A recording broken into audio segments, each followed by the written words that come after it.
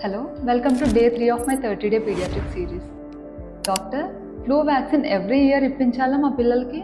ఈ డౌట్ కామన్గా పేరెంట్స్ ఓపీడీలో అడుగుతుంటారు.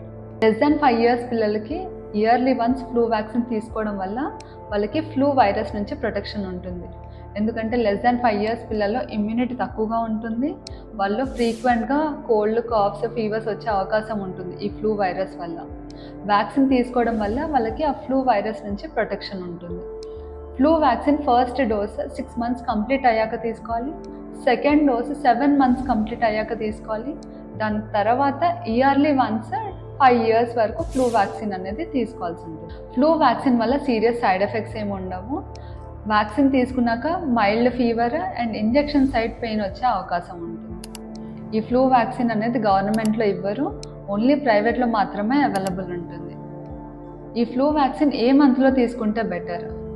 మాన్సూన్ స్టార్ట్ అయ్యే ముందు అంటే మేలో కానీ జూన్లో కానీ ఫ్లూ వ్యాక్సిన్ తీసుకోవడం బెటర్.